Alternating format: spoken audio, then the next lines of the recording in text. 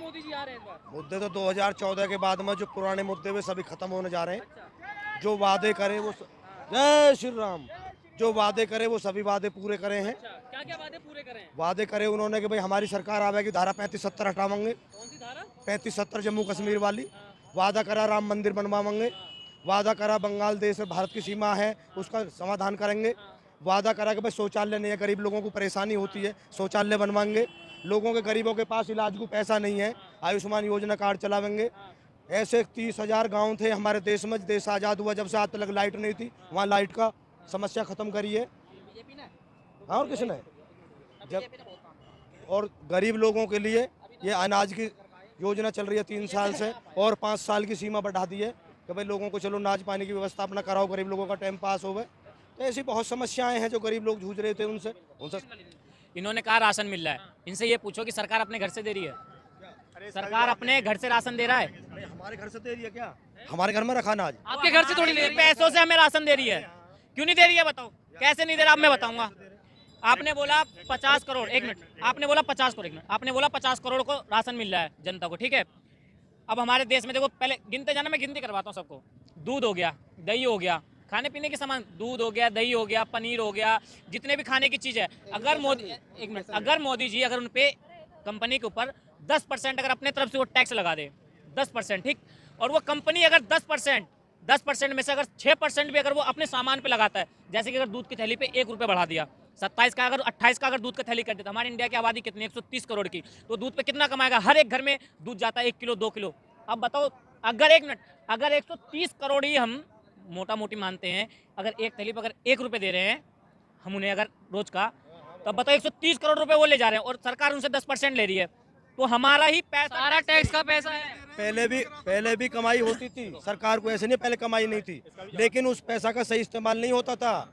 उस पैसे का सही इस्तेमाल नहीं होता था। महंगाई बढ़ गई है। जब राजीव गांधी प्रधानमंत्री था तो उसने भी ये कहा था कि सरकार केंद्र अगर 1 रुपया बेचती है तो 15 पैसा काम आता है। 85% बीच के दलाल खा जाते हैं उस पैसे को, ये खुद राजीव गांधी ने कहा था।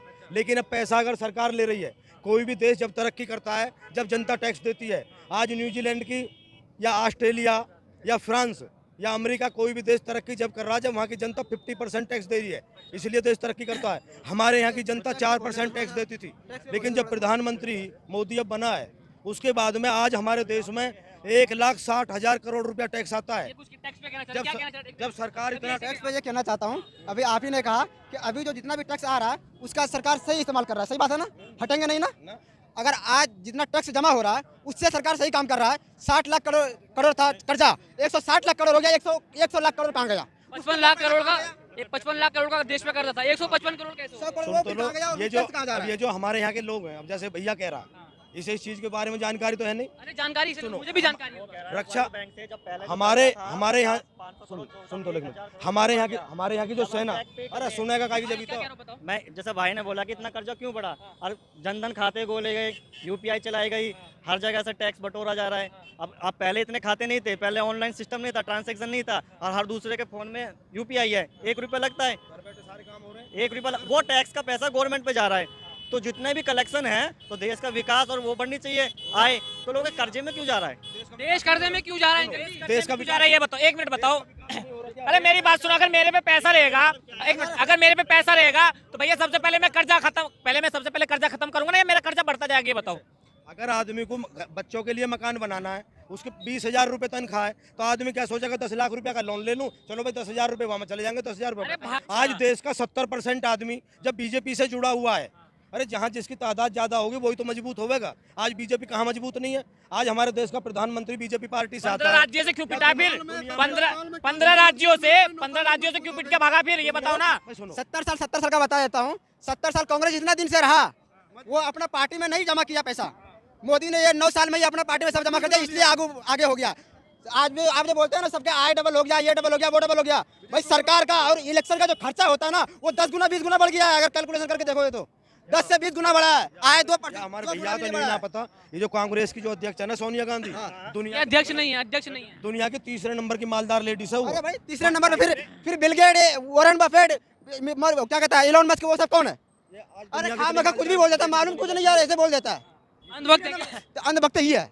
तीसरे नंबर पर सोनिया गांधी कहाँ से आ गया बताए जरा कैलकुलेशन बताया हमें। अभी हमारे जो देश ये आपको अंधभक्त बता रहे हैं बीजेपी अरे इन बेचारे ने भूसंदा इन्हें क्या हो रहा है इनके न्यू कह रहे हैं हाथी डोल है गाम गाम जिसको हाथी वाको गाम। अब प्रधानमंत्री बैठा है इतने बड़े पद पे, अब हम जैसे वहाँ की बुराई करने लगे, बकवाद करने लगे, हमारे कहने से क्या हो रहा है। 400 सीट आ रही है फिर क्या 400 सीट आ रही है 15 राज्य से तो ऐसे भागे हैं जैसे कि केतली उठा के भागे हैं।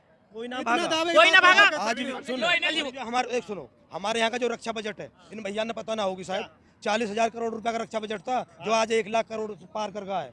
इतना हथियार जो 70 साल में ना खरीदा गया ना वो इस 9 साल में खरीदा गया सेना के लिए।